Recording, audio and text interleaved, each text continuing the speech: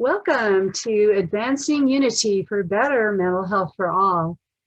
Today we have the Allies Legacy, our All Committee of the New Mexico Allies for Advocacy Incorporated, which is a nonprofit organization run by people with disabilities to unite and educate the public on disability issues around New Mexico. Moving forward conference, we do have conference presenters.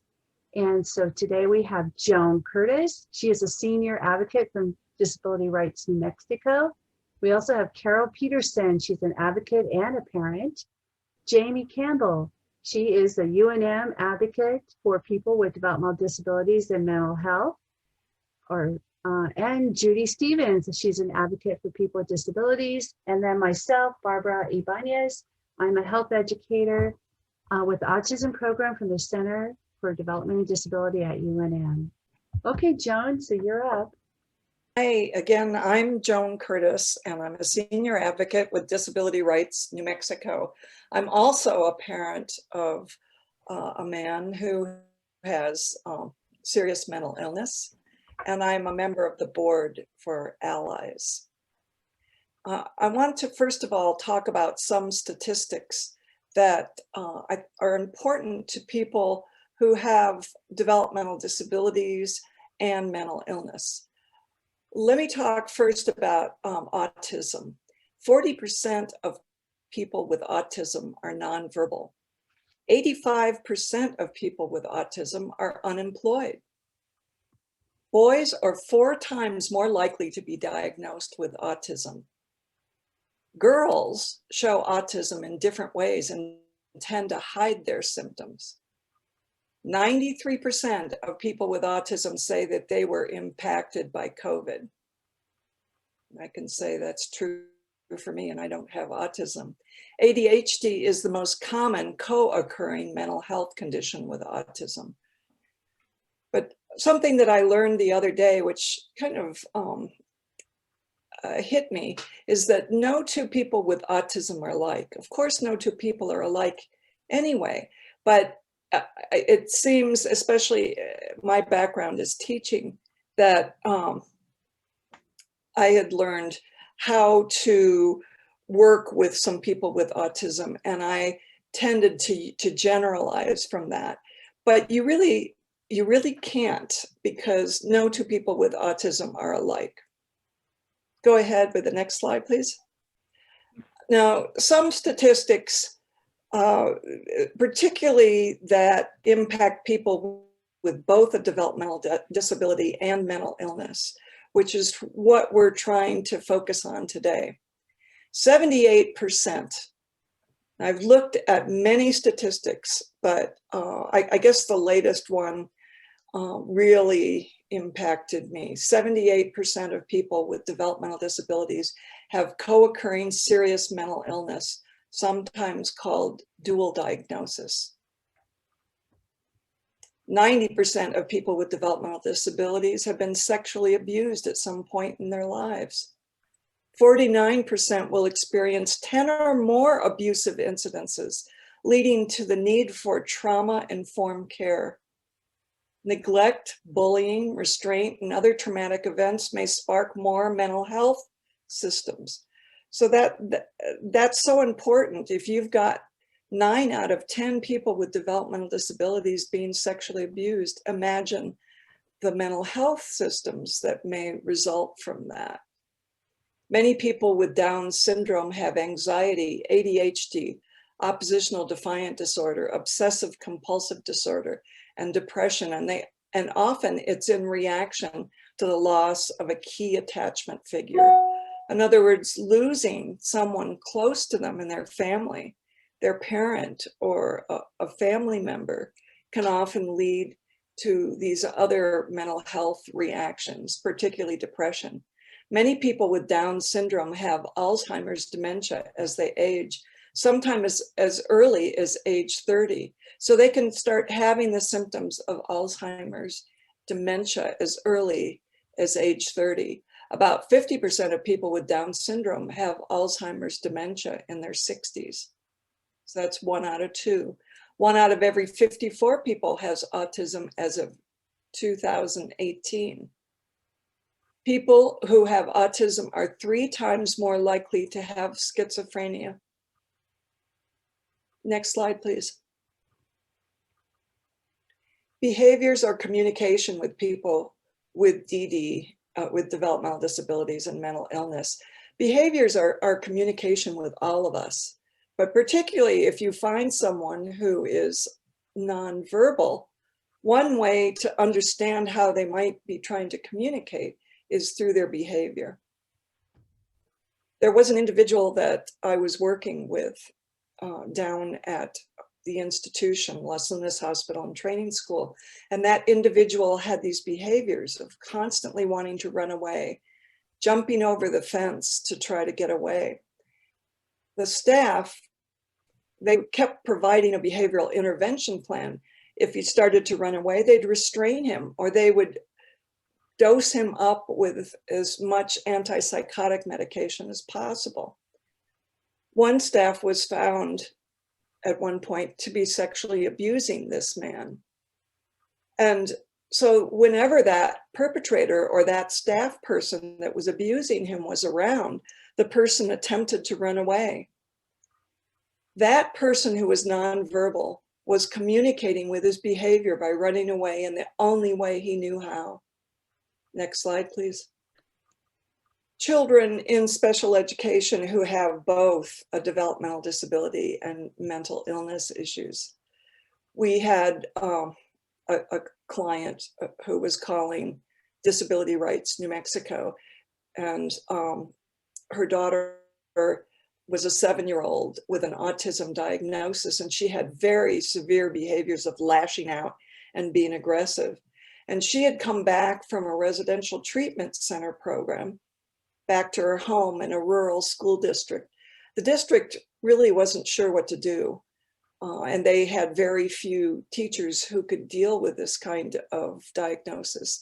And so they ended up ignoring the autism diagnosis, and they placed that child with all boys in a classroom that they had labeled emotional disturbance. And they said that her diagnosis, instead of autism, was now bipolar disorder. Because the school district really didn't address her sensory integration issues, which people with autism often have sensory integration issues, and they didn't use a board certified behavior analyst, a BCBA, to look at her needs, that student wasn't in a good behavior program, and she kept running away every day and would be picked up by the police. It was really funneling that child into the school to jail pipeline, and that child really received a lack of FAPE, or what's called a free appropriate public education. Next slide, please. Another case of a child with developmental disabilities and mental illness. This was a middle schooler with autism who lashed out and hit the school resource officer and ran from him.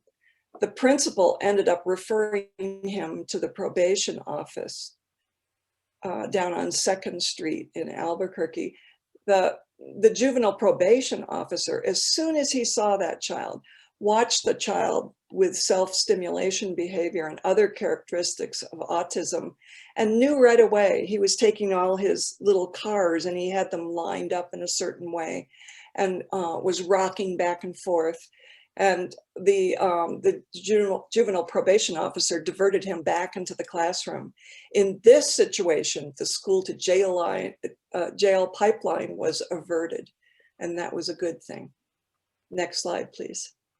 So often there can be these children that have developmental disabilities and mental illness, and the school resource officers don't necessarily recognize that these are children with disabilities. A lot of the behaviors come from children that have invisible disabilities. And so those officers, innocently, not really realizing, end up handcuffing these children, or putting them in holds that are really only used in detention or jails, holds called basket holds or chicken wing holds. And they can be really hurtful dislocating the child's shoulder, also tearing the ligaments in wrists, or even compromising breathing so that the child might die.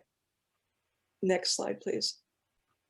I want to give you a personal example of when you kind of know the system a little bit more. When I first dealt with my son who had schizophrenia, and I wasn't quite sure what was going on, he was trying to crash into the walls and smash his head into the walls. And so I called 911. I called the police, and 6 police cars and staff in uniform rushed to my house, drew their guns, had live ammunition. They were yelling at my son, chasing him over the fences during what he was having a psychotic episode. My son received an emergency injection of Thorazine when he arrived at the emergency room. And because of the way he was handled, the police were telling him things like, your mother thinks you're crazy, and so she wants you in the hospital. And it frightened my son. And he became belligerent when he was put in the hospital.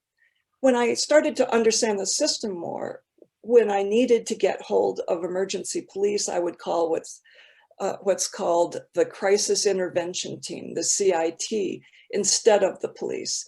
They came dressed in everyday jeans and shirts, and they calmly sat down and talked with my son, offering him a cigarette after a psychotic episode, quietly offering him a seat in the car.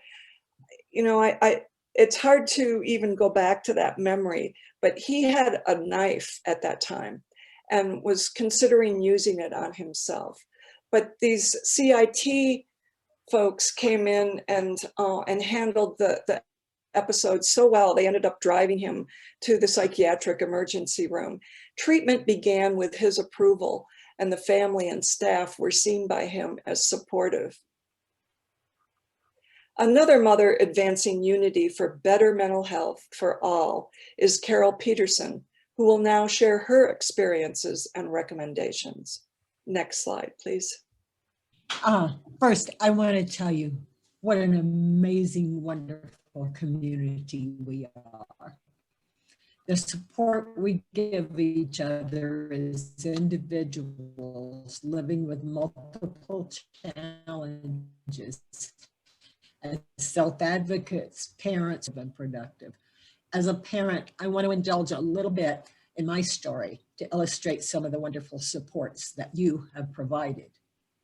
My son, John, had many challenges. He was diagnosed with autism, anxiety disorder, panic disorder, congenital hypotonia, visual impairment, ADHD, and a few other things.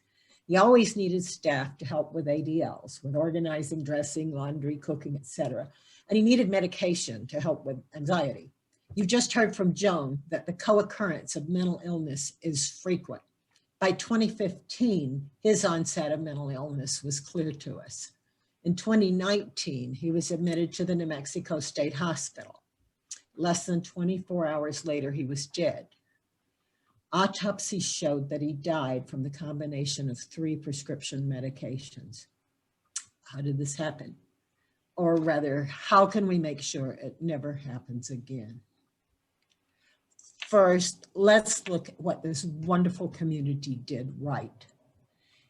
Here are a few pictures, next slide, of a supported individual. Okay, as a child in scouting, he really sincerely believed that motto, do your best. In Special Olympics, his accomplishments were recognized. In his church, he was in the children's choir. He got to be Joseph in the Christmas pageant. I haven't mentioned the schools as supportive. In fact, they were obstructive. These were very early days, and a lot has changed now. But John was diagnosed with autism before DSM-4 was released. When I took in John's letter diagnosing autism, the coordinator gave it back and said, this letter's 2 weeks old. I'm sure John's better now. It was our first big opportunity to make a difference. We were supported by parents reaching out in the Autism Society, particularly Sally Van Kuren and Gay Finlayson. in our battle with the schools. Eventually, they did create an exceptionality for autism, but John aged out of the system before receiving meaningful services. This community has continued that goal to an entirely different place today. When John was a teenager in high school, he went to the state fair. It was Disability Day, and they advertised all you could ride is free for people with disabilities. When John got there, he was told he could only ride the kiddie rides. He was upset and disappointed. About that time, I saw a notice for an early meeting of People First. John went there and told his story. They supported him to write a letter to the State Fair Commission. Amazingly, this became this huge lawsuit supported by the ARC of New Mexico, the state of New Mexico. Murphy Brothers rides were banned from New Mexico for 2 years. It was agreed that a person with a disability could decide for themselves what they could ride, and there would be no more Disability Day. This was really heady stuff for a kid from the portables out behind the ball field. An advocate was born. Slide. There's John with Marilyn Martinez. He's a teenager at the state capitol in Santa Fe. John was elected president of People First. He was the first self-advocate on the board of the ARC of New Mexico, and he became the first person with a developmental disability in the nation to become a statewide president. The ARC promoted many trainings and presentations for police, first responders, healthcare workers. The ARC, especially Rebecca Schumann and Randy Costales, supported John to attend conferences and make presentations nationwide, and they promoted legislation supporting those with disabilities. They also sponsored a program for Vista volunteers where John did community service for a year, training other self-advocates to use computers and working in patient transport at the VA hospital. At the Center for Development and Disability, as a self-advocate, John was supported and trained and gifted with just endless opportunities to make a difference. Supported by Judy Stevens and Barbara Abanez, he participated in mystery shopper programs to ensure quality in government services to individuals. In No Walls, a program to train people with disabilities to use computers. This was Windows 98 days, so most people had not had the opportunity to learn this in school. It was just a huge empowerment. John was trained by the CDD to make presentations all over the country. DVR provided John with a computer and in-focus traveling equipment. They also made arrangements for John to attend a graduate level class with a coach to become the first Achieve Global certified co-presenter with a disability ever. The ARC and Jim Jackson worked with John on lobbying before the state and federal legislatures. He made 5 trips to Washington, D.C. The Department of Labor hired John and other advocates to train case managers.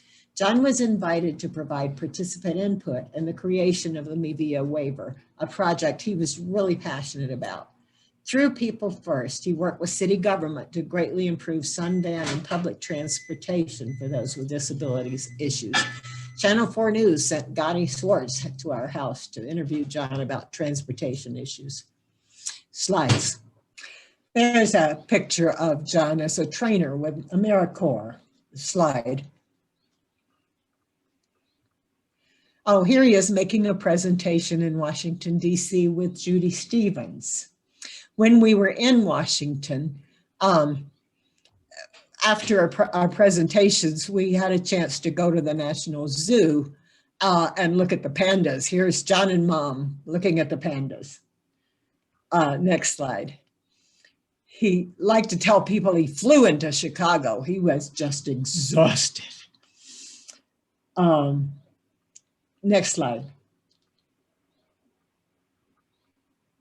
Oh, this is another conference in Washington, D.C. There's John at the mic, but do you recognize Daria and Marilyn and Carolyn?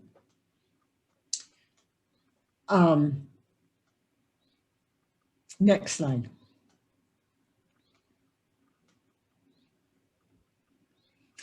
When he was president of the ARC, they told him, you have to have eyes in the back of your head. So he was doing his best. Next slide. Oh, okay. One time when he was getting dressed up for a presentation, somebody told him he looked like a politician. So we were just goofing around that day. He says, "My fellow Americans," next slide, "no new taxes." What you're looking at here is a person who is living their best life, supporting by his vibrant community, fully supported. I am so grateful to you. John had two major goals in life. First was to help other people. Second was to find his true love. He was able to accomplish both. You'll meet his wife, Jamie, in a few minutes. In 2015, John left New Mexico and this community and moved out of state for 2.5 years. No DD waiver or adult DD services were available there, so John fell into the mental health system, who had no understanding of developmental supports. Slide. This is the same person without supports. I tried to advocate to the mental health system, but some of our encounters were almost unbelievable. Like the time a psychiatrist told me John could not be released from the hospital for at least another month because he was so depressed he wasn't doing his ADLs. Hello. John always had needed supports for ADLs. That's not depression, it's developmental disability. Another time I tried to explain about developmental disability to a doctor, but he just brushed me off saying, that doesn't matter. We have very low expectations for math and reading in my unit. These were educated, credentialed, dedicated, and caring individuals, but they were ignorant about developmental disabilities and how it needs to be integrated into mental health. The mental health system needs our support, and soon. They don't have an organized parent group. They don't have a CDD. They don't have a DDPC, and they don't have certification requirements for education on developmental disabilities for psychiatrists, therapists, social workers, clinicians of any sort, even group home staff. I think helping them help us starts with requiring education at every level of direct support professional. There's work to be done, and we are the ones who can do it. People with mental illness have loving, caring parents, just like the rest of us. I was one, but they push us away with a subtle undercurrent of shame and blame. How many times have I heard, this is just attention-seeking behaviors, malingering, or the one that hurt me personally the most, learned helplessness. On and on. My input was universally dismissed and is validated. So John and I went to court to obtain legal guardianship so I could speak for him when he was his most vulnerable. It was an expensive, very thorough 8-month-long process. I provided the court documentation to the hospital. It was dismissed in their records with 6 words. He is articulate. He has capacity. No. If articulate means pronounces words clearly, then they're half right. But the truth is that the history John gave at the time of admission was so bizarre as to be almost unrecognizable. He portrayed himself as a drug-addicted, mad strangler and rapist. The truth was that he was a gentle soul, always compliant, who once tried CBD and was totally haunted by inner demons with terrifying scenarios he was afraid he couldn't control. When they took his history, they could have called me as court-appointed guardian for some clarity, but they didn't understand what John was trying to articulate. They did not understand echolalia or confabulation or autism. They treated him like an animal, drugged him till he drooled, and then until he was dead. We need mental health services in our community. We need to be advocates at every opportunity. I hope we can reach out to that community so they can include ours. I want to give a shout out to Shanna Heath for being the first self-advocate from our community to be accepted into NAMI facilitator training. It was a tough course, but NAMI, a peer group for people with mental illness, is willing to help us. It's a foot in the door. We asked our legislators last year to help us require certification and CEOs for direct support professionals.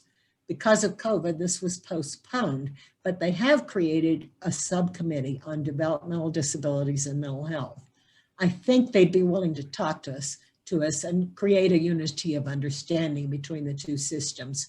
We are a strong, vibrant community. We have work to do. Now, I'd like for you to meet Jamie, who will tell us a little bit about partnership. My name is Jamie. I am John's wife. I was lucky to share my life with this man for 7 wonderful years. Unfortunately, as Carol said, she was taken too soon. Next slide, please.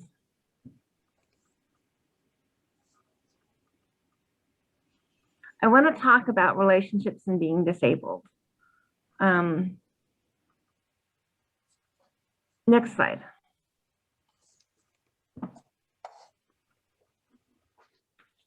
So do you remember your first crush? Do you remember your first kiss? Do you remember your first relationship? Did you fall in love with your life partner? Next slide.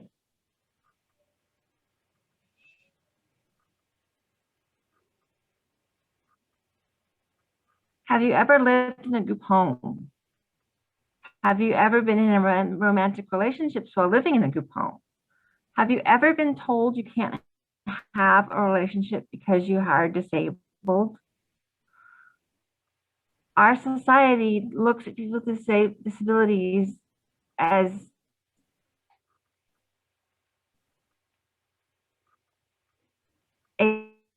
asexual.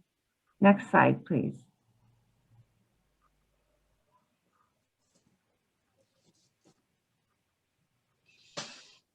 So our society does not expect us to fall in love.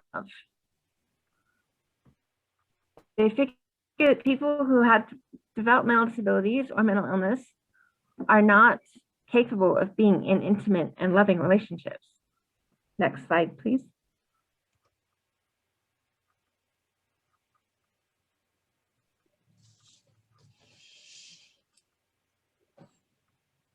So people with disabilities are not expected to be in romantic relationships. People with disabilities are not seen as sexual beings. Our quality of life is improved when we're in an intimate relationship with somebody, but that's not looked at. People don't look at the improvements that happen when you're part of a couple. Government regulations discourage partnerships and cohabitation. The marriage penalty is something that happens when, if you're on disability and you get married, they take away part of your earnings, and they leave you with less than what you had before.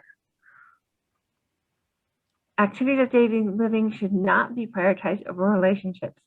Relationships give this incredible feeling of love and support and being part of something. It improves our quality of life. It makes things easier to deal with. It gives us the chance to be part of a team. But activities of daily living, doing your grocery shopping and your grooming, is seen as more important than this life-changing ability to be in a romantic or intimate relationship. Next slide, please.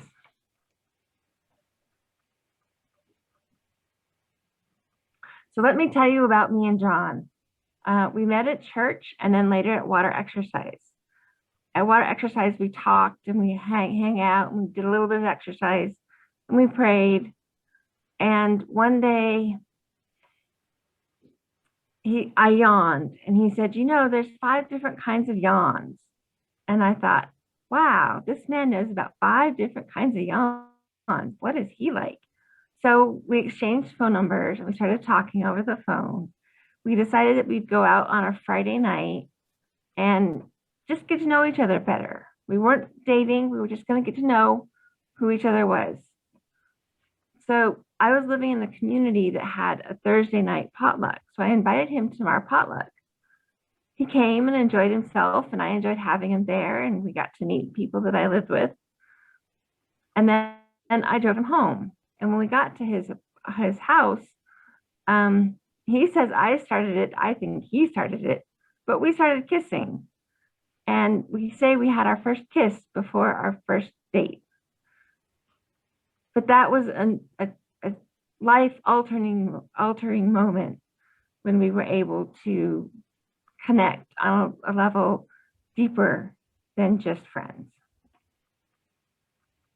Next slide, please.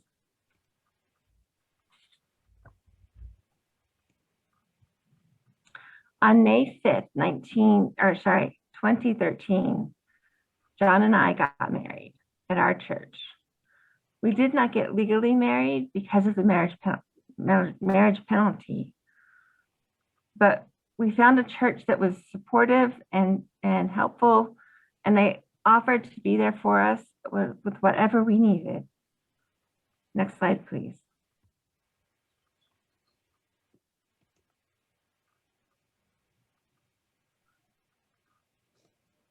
So being married was great, but we did have a few issues. John had somebody who was his support person who came in every day to help him with his ADLs and community access. And so I would come home and she would be there, and I would want to be kissing and holding John and being with John, and she was there. It was awkward. But she was supportive, and she worked with both of us. And she understood the importance of my relationship with John and John's relationship with me. She got it. Next slide, please.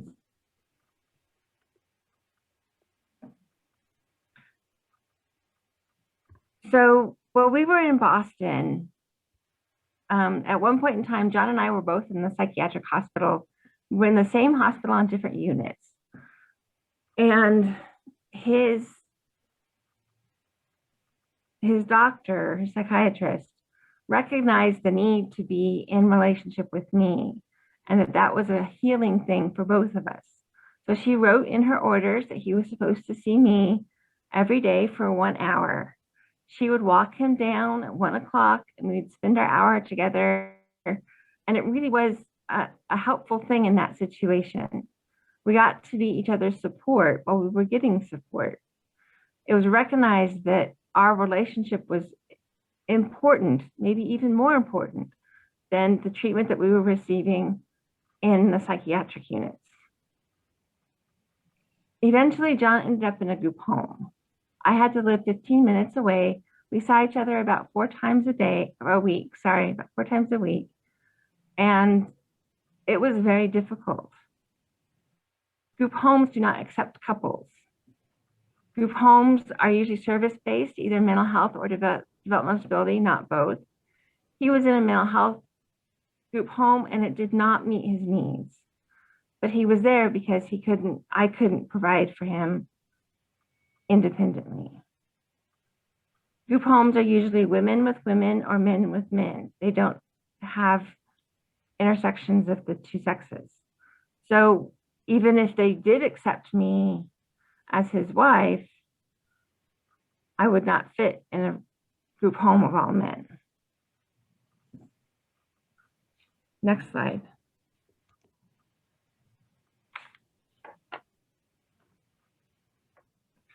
So we were partners. The staff expected one of us to take care of the other one of us, but we weren't each other's support. We weren't each other's staff person. We were partners. So oftentimes we weren't seen as a couple. We were separated because of support. He needed more support than I could give, so he was taken away from me and sent to a group home. We were not seen as a team. John and I felt very strongly that we wanted to go to each other's psychiatric appointments. We felt it was important to be involved in each other's care, but not responsible for each other's care. Oftentimes we were seen as incapable of caring for each other or for ourselves. Next slide, please.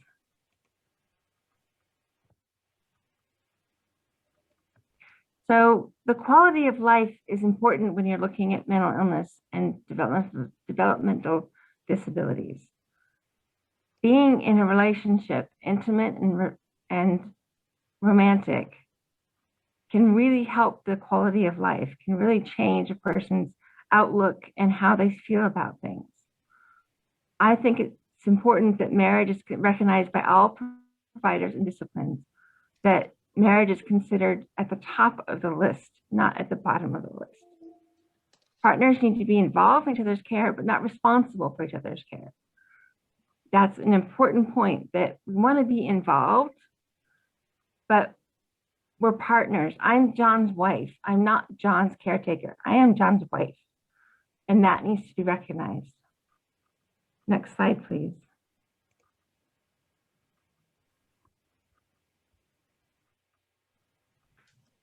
So the dream. We need support, not restriction. We need to find ways to support people who have developmental disabilities and mental health issues and are in romantic or intimate relationships. We need to recognize that that's a quality of life issue and that that's something that needs to be accepted as the norm. I see a place where people who are in relationships and have disability issues can live together and be supported for both of people with the issues that come up for each of them. So I challenge you to stand with me and fight for relationships, for the acceptance of people with disabilities as sexual and intimate people. We need to be looked at as a strong team. Thank you. Next slide.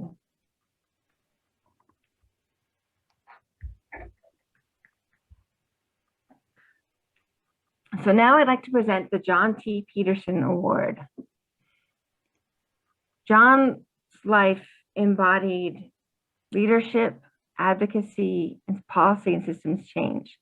He fought hard for the things he believed in, and he supported the people around him. And he made changes to the systems that weren't working.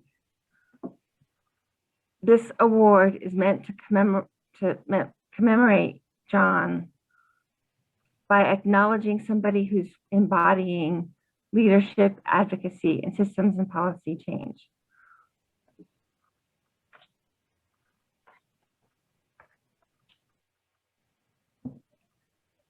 This year's award goes to someone who is outstanding in the fields of leadership, advocacy, and policy and systems change. This person first got introduced to the disability world while he was incarcerated. He learned about mental illness. He was diagnosed with bipolar disorder, and he began to understand the need for peer support.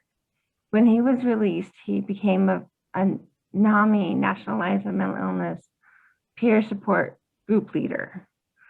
He mentored many people. He encouraged everyone he came into relationship with, and was just an outstanding leader in NAMI. He became the first person with a mental illness to sit on the Albuquerque NAMI executive board.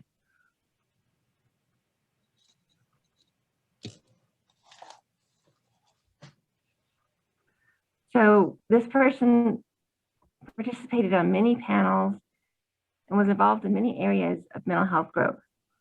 He sat on boards and panels for the mental health tax expenditures. He helped to see that the mental health tax was sent to the right people.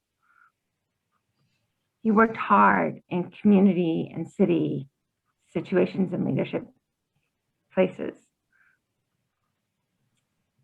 He worked hard with the police department when they were required to revamp their community access and to develop ways to work with people with mental illness in less threatening and less destructive ways. He helped create a 40-hour training for people for cadets, police cadets. So for working with people with mental illness. He helped develop the CIT team that Joan had talked about earlier. He worked very closely with the police department on many projects that people now benefit from, like the CIT program and the officer training. So I'm really excited to give this year's award to Robert Salazar. Next slide.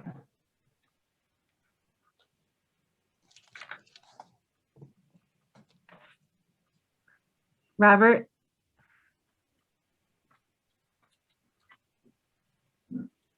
here is your plaque.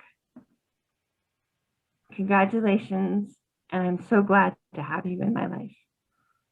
Along with your plaque, I will be bringing you a $1,000 check as a simple reminder of how wonderful you've been and all the times that you've put in to help people with mental illness and people with developmental disabilities. Thank you and congratulations. The presenters have put together a list of recommended resources for you. And so we'll have this as part of the recording that you can access these resources for you. And lastly, we would like to invite you to write your questions or unmute yourself or raise your hand and make any comments as well to any of the presenters today, which are Joan Curtis, Carol Peterson, and Jamie Campbell. So go ahead and let us know your questions.